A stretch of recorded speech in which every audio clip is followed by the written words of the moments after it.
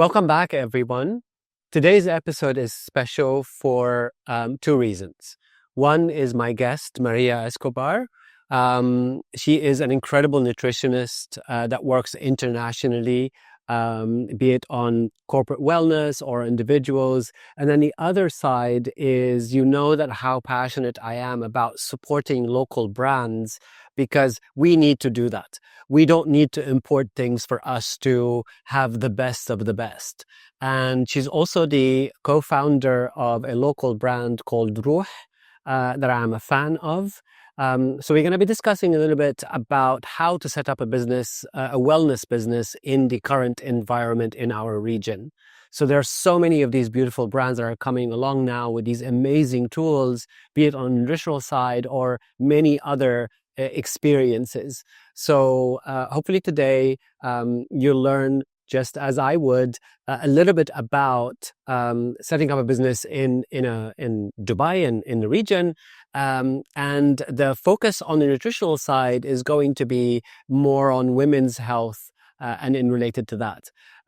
So I have many amazing women in my life, people that I work with, my family.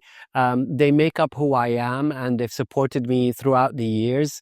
I have three sisters and my mom, so I grew up with women around me. So this is particularly important for me.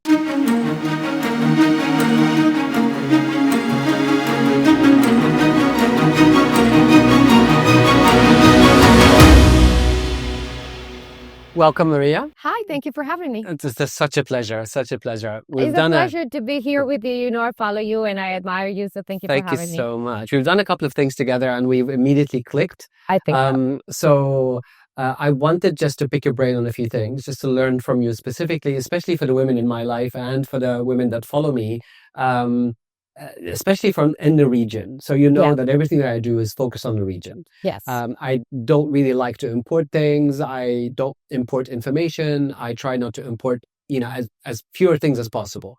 And for women living in the region, be it local women from the region or women that have moved here. Yeah. I think you and I agree that the environment, your body adapts to the environment. Yeah. So the moment you come in here and you're faced with the heat, the stressors, the air, the dust, the food changes, the sleep patterns, the social jet lag that you go through, all of these different aspects. So I firmly believe that the approach to that is very different for women than it is for men.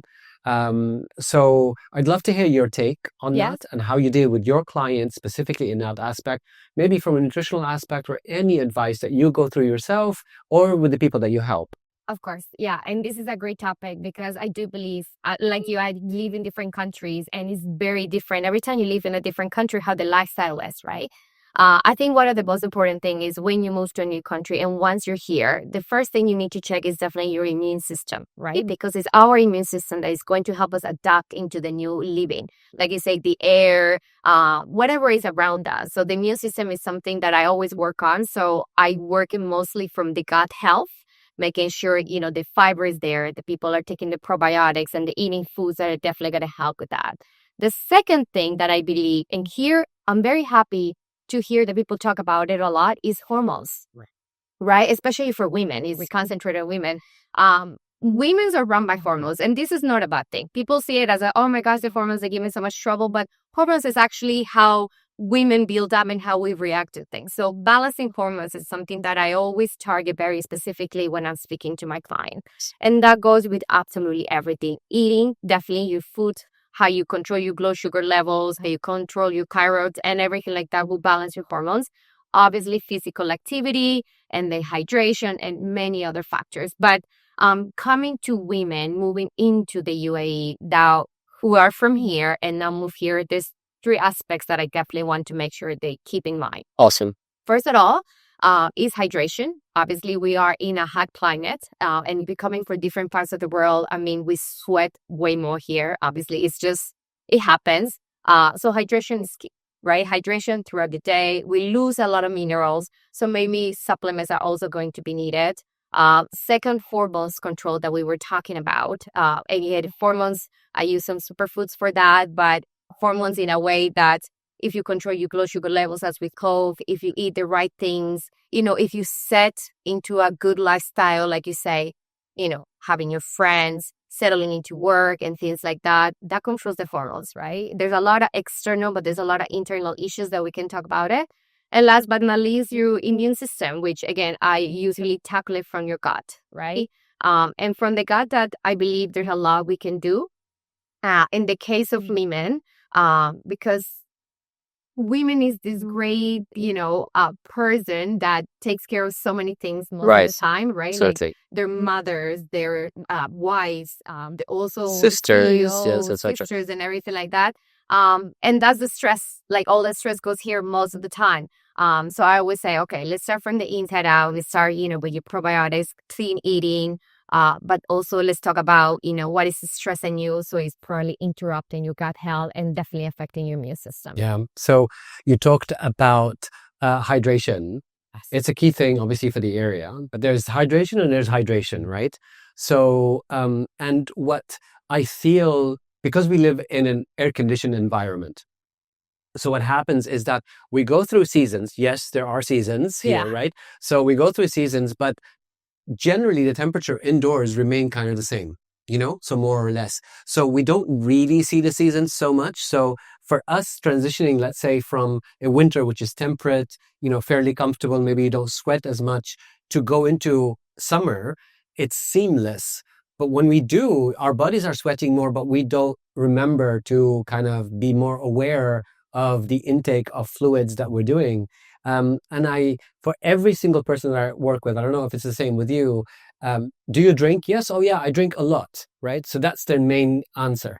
But then when I ask them, like, how much coffee do you drink? Or how much tea do you drink? Or do you know what your minerals are like? Have you tested for them? Do you know if you're deficient? Do you take any electrolytes? All of that. So they kind of surprises them to think or to find out that coffee as a diuretic, it's actually helping to move away the water than to actually help for your body, and they don't understand that perhaps minerals, electrolytes specifically, this is what ferries water into the right place in your body. Correct. So every other person has water retention, so because that water is not reaching through, that's obviously there are deeper other immunity gut related issues that are happening within the body for water retention. It could be because of inflammation and all sorts of other things, as you know, but that is something that most people kind of overlook. So they say, okay, I drink 3 liters of water per day. It's generally, as I'm sure it's between 2.5 to 3 for women. It's between 3 and 3.5 for men. Great. But if you're drinking a liter of coffee or tea or whatever, or kombucha, or that's not kombucha, sorry, matcha, or mate, which is becoming really popular now, anything with caffeine is going to become a diuretic. So these should not be included in your intake, in your fluid intake. Some food can be, and other things like that, but in general, you should aim for clean, mineralized water. 2.5 to 3 liters if we're talking about women, right? So it is important that I think people make the distinction between drink water and drink the right water, the hydration versus hydration, if you like. And the other thing that almost every female client that I work with or I consult with or whatever, bloating is a major issue. Yes. And I find it here, sorry to interrupt you, I find it here, it's definitely very GCC. Like every single client, and most of them that come to me are like, I'm bloated. Why do you think that is? I do believe is, first of all, the changes, like the food changes. Even if you're eating a banana in the UK or banana in the UAE, they're different. Even if they import them from the same place, maybe the process, how they got to you, the storage is different. So I do believe that, again, your gut is the first thing to tell you, okay, something has changed and I need to react about it. Yes. So I think bloating is one of those first escapes that your gut is telling you something needs to be done better here. So I really think the bloating in the UAE is a lot with what you're saying, meaning that people think they're hydrating, but maybe not enough. They say, oh yeah, I drink plenty of water. I was like, yeah, really, how much is plenty of water for you? And when you start counting, it's definitely less than a liter itself. And again, no eating things that hydrate them, right? Like watermelon, cucumbers, and food that will help with, the hydration and things like that. And last but not least, again, we go into the gut health, which people move here. Food is different. The bacteria that you are consuming are different and everything like that. And people don't have a very strong gut health, again, your gut right away is trying to fight all these little ones. I'm like, I don't know who this is. Let me do something about it. And boom, there is a big vol in your belly. So I think bloating here in the UAE, it is people don't take in consideration the adaptation period. They just think they just live here the same way they used to live before. Yeah. And that's something they need to take in consideration for the physical and mental health.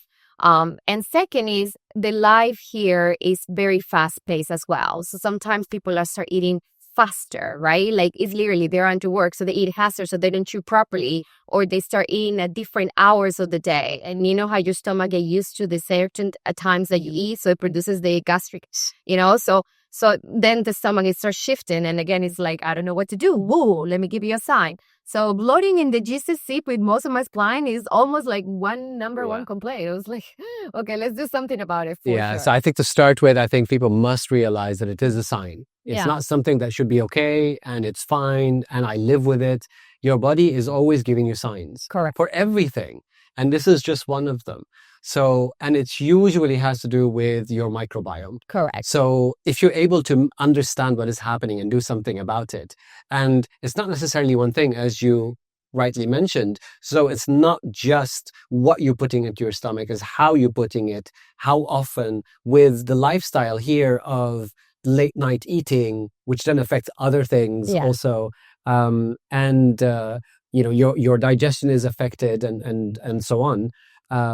But also understanding what's happening in your microbiome. Correct. It is, as you said at the beginning, is it 70% of your immunity is in your gut, when right? you go to a new country. Yeah. And when you go to a different country, you lose, I think, on the first 3 months, up to 30% of your old immunity system. I mean, you're still building a new one, but again, it's because you now need a different immunity from where you used to be before. There's a transition period. And you lose some of the soldiers that you earned back there to get new ones. So that's something that people don't understand. That's why when people go back home for 2 or 3 days, they fall sick really quickly because their microbiome hasn't adjusted yet. So the antibodies are maybe weaker one side or the other.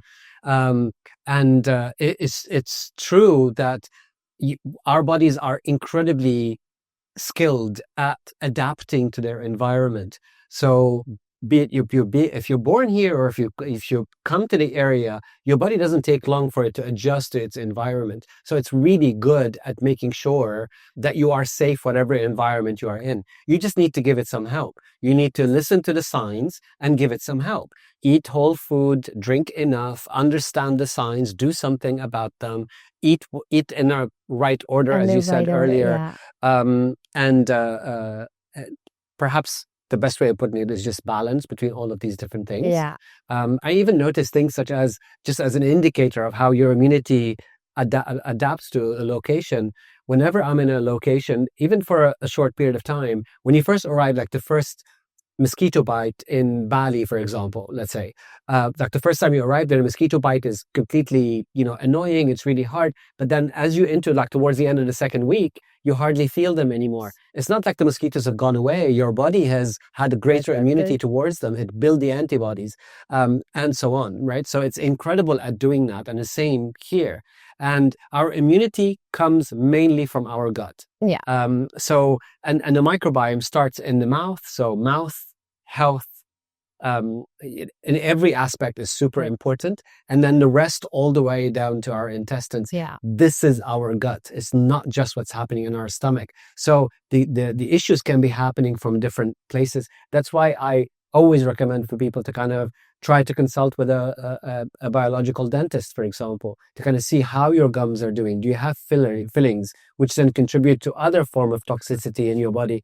And there are so many simple ways of actually testing this, which then, if you're bloated, do some sort of a test, understand what is happening. Yeah. Do you have a food intolerance? Have you introduced something to your body?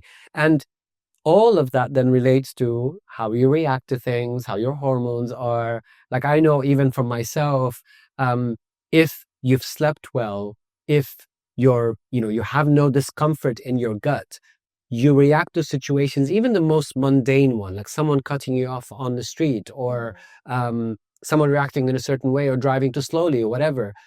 When you are well, you don't even notice it. Yeah. When you're bloated or something is happening, it's like, it seems like it's the worst thing in the world. Everything irritates you. Yeah. Right. So it becomes like a compounding thing. And sometimes the beginning of it is super simple. Yeah. Is you doing something that is healthy for you. Yeah. So recommendation for women as far as intake, nutrition, food. I mean, the one thing that comes to my mind immediately for me is bone broth or broth in general. What do you normally recommend for women for their hormonal health, general health? Okay. Someone who is taking care of their well-being. I say well-being, not wellness, because it's the holistic thing, right? Yeah. What sort of food would you put like in the top 5 things that you would recommend for your clients, for people that you meet? Okay, there's things that are so old-fashioned, but that I stick to them because they work every single time, are flax seeds, chia seeds, and cinnamon. Flax seeds are really good regulating estrogen levels. Also, besides the amazing fiber and the omega-3 and all the benefits for that for women, flax seeds should be part of their daily diet. Like they need to have it on the counter. And grounded flax seeds is better because if they were, yeah, because people buy the whole thing. It's like your body cannot actually, most of the time, unbreak the little shell. They're so strong, right? So flax is definitely number 1. Chia seeds, is just like a given.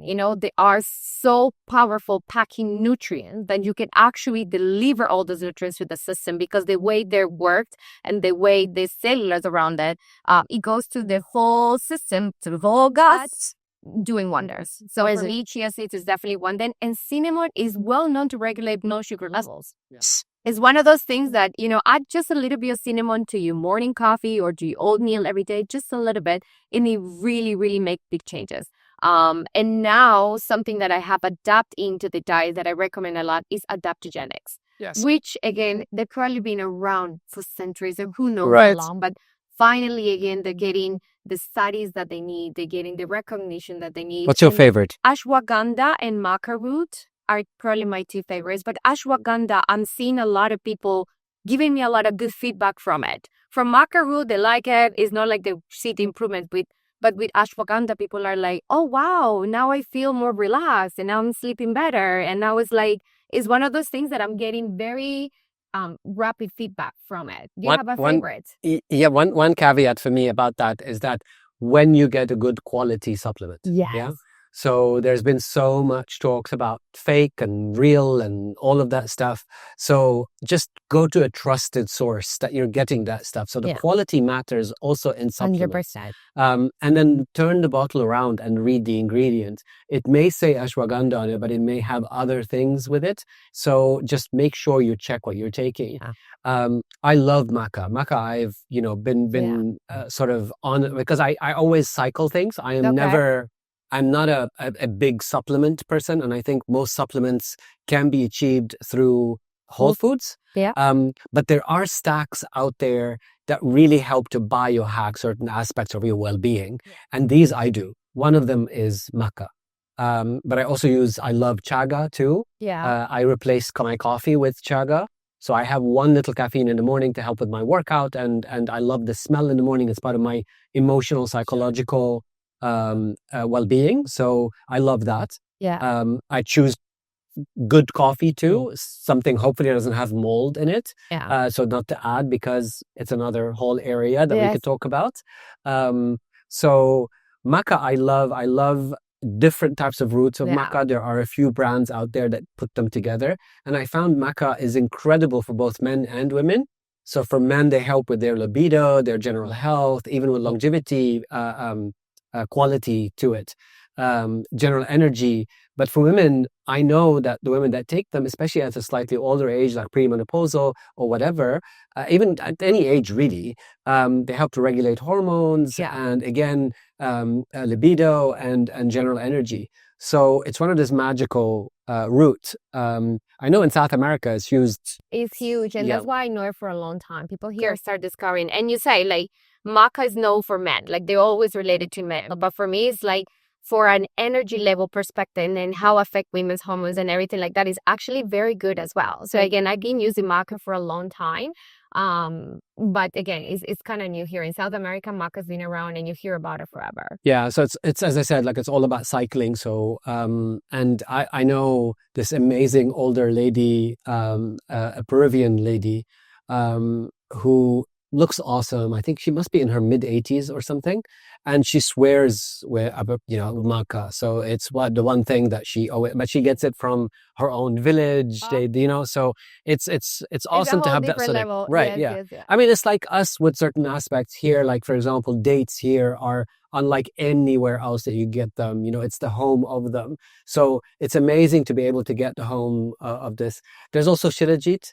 But shilajit, again, because it became so popular, you don't really know the quality of it, how it's collected, who's collecting it, and so on. So unfortunately, that's always an issue across the board when something becomes popular, because then commerce comes into it and people have to make ends meet. And then there's competition. So they start bidding each other, and the quality drops. And so just be careful with what you put into your mouth.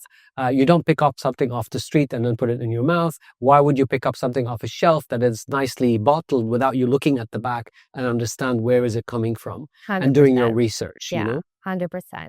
So awesome. I love this. There's so much that we could talk about. Yeah. Something that you mentioned about that you don't take many supplements and you try to recycle. I just want to touch a little bit on that because people ask me, and I work with supplements a lot. When I graduated from my dietitian program, I was not a supplements person, right? Because we tested on the labs to see how a supplements can dissolve on your stomach. Like you just put, the vinegar ratio with water, and then you just put all the supplements we used to buy, whoever knows. And some supplements would just dissolve quickly, meaning that they don't go through your GI tract. B12 really absorbs in the last part in your intestine. But the time, because there's nothing left. So for a long time, I was definitely a no supplements. But unfortunately, I got busier and busier and busier with life. And even, I eat really well for the most part. I knew I was not getting enough, right? And this is a nutritionist who knows what to cook. I know what I'm eating, how many nutrients, vitamins, and every time I'm eating something, so I know what I'm lacking, so I will not compensate on the next meal. People don't think this way. So I did become a little bit of an advocate for supplements, but I do make my research. Like I do my research. I make sure it's a third party testing. I do make sure that the people are taking this because it's needed, not just because, might as well take a supplement, right? There's a lot of good science and a lot of good things you can do with it. But again, supplements is something that people need to take in consideration. Don't just buy the pretty or the one that is on sales. People is like, everyone is taking supplements. Let me see. This is too expensive, but this one is on sale 2 for 1. Look at the bottle. There's great supplements who've been around for 75 years or more, which is the one that you find everywhere. I'm not going to mention names here. I'm not going to say they're not good because they've been around, obviously they're trust. But because they've been around for so long, they have stopped improving themselves. The concentrations are extremely low. Like they won't really fulfill any deficiency if you were to have them. Or the delivery system is outdated, right? Now you have liposomes that goes right more into smaller particles so you can absorb it better. And these supplements, they don't do it because they're already selling for so many years. Bioavailability, fillers, all of that. I agree with you. So it's all about education, I think. It's super all important. about education. People take time to read magazines, to look into reels, to look into fashion. Take a few minutes to read into the label. Exactly. It's your health. Exactly. This is the first thing you should be concerned about. Speaking of brands, you've started a new brand that I love. It's called Ruh. Ruh in Arabic, it means spirit, which I love as a name of a drink that is connected to, it does more or less that. One is for energy, while the other one is more for green and gut health and all of that. So we said at the beginning of the episode of how important it is for us to kind of support businesses that are local instead of just, the whatever is coming from abroad, it must be better. Not true. We have amazing individuals like yourself that are starting businesses here that cater for here. You may have aspirations to go other places and whatever, but it's made for this part of the world. Yeah. And there are many like them. I'd love to hear a little bit about your journey because there's so much happening in this space at the moment. And for people to kind of, number one is definitely support your local businesses. It's super important to do that. We're all part of the same environment, and we need to support each other. Yeah. And then two, what does it take for someone who's aspiring? So many people are in this space, want to do something. What does it take, you think, in your opinion, to start a wellness, well-being business, be it on the nutritional side or any other side, from your opinion, from your perspective? Okay, so let me just go back into how I started the business. So again, I'm a dietitian back in Canada and I work in nutrition my whole life. I have a similar story when it comes to nutrition since I was little, but I came to the UAE actually under a corporate world. And then it turned to the point that it was definitely not working for me. And my nutrition part of it is something that, is always been part of my life. And obviously the demand here is growing, which is so good. I'm so happy that Dubai is becoming more health wellness conscious. So the demand was growing. And then I started working with the company as well into the wellness part as a nutritionist. But again, the company focus was beauty. So my part, which I was trying to make a huge contribution about it, it was not really big important into the company. So that's when I decided, I'm like, you know what? There's so much opportunity here to get new brand products or good products into the market that are needed.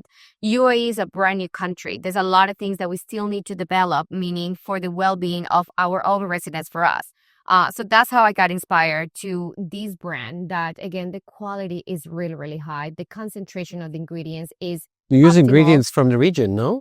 We use some ingredients from the regions. We still try and eventually to use them all and maybe produce it here will be ideal. Yeah. But unfortunately, UAE doesn't have that production yet. No, just the region. I think you have some from India or some, wasn't it? No?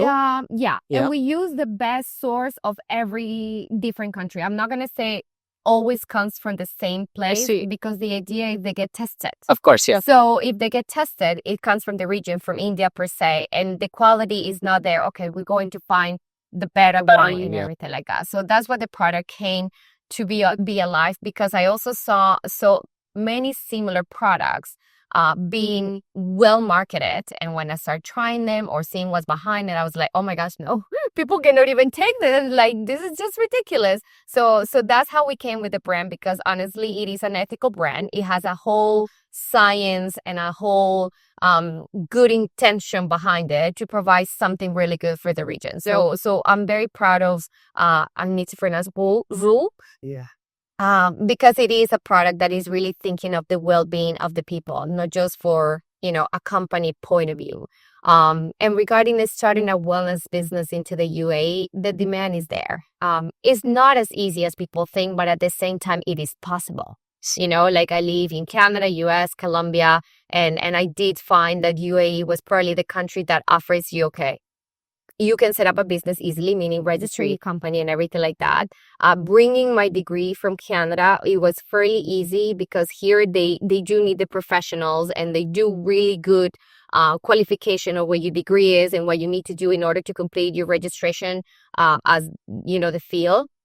And third, the demand is there. Like people all the time are asking you, oh, what should I eat? Oh, what should I do? Oh, wellness.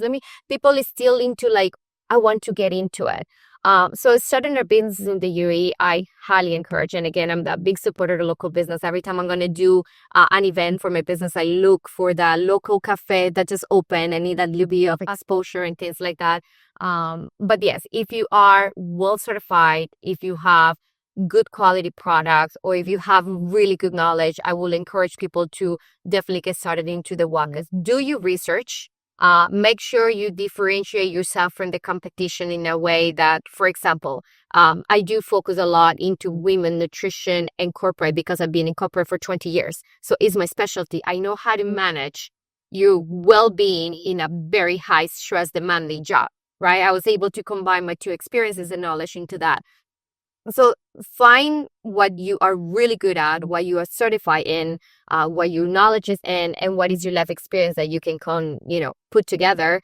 And yeah, starting a business in the UAE, I think is very possible. And you have to because starting a business is usually finding a solution to a problem, right? Correct. So you created something that people can use and integrate into their lifestyle. Instead of going for the traditional drinks of this and that or whatever, you're doing something that is incredibly good for you, and it has all these rich ingredients that you can integrate into your life. It's just something that goes into, so it's really key.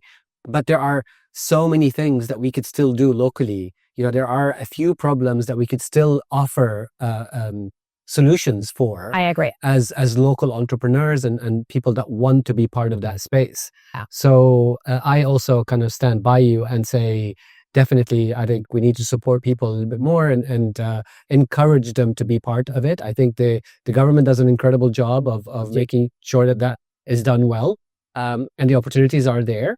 And obviously there's need, there's demand. Yeah. And very, very quickly, the Dubai specifically and the region in general, it's becoming the place for well-being or wellness in the world. Yeah. So I know people come from Africa here, they come from Russia, they come from everywhere to get their either a treatment or a consultation or whatever, because some of the top people in the world, like yourself, are here to offer these services. So, and it's becoming really, just the business in general, be it gyms, be it hotels, be it experiences, be it wellness spaces.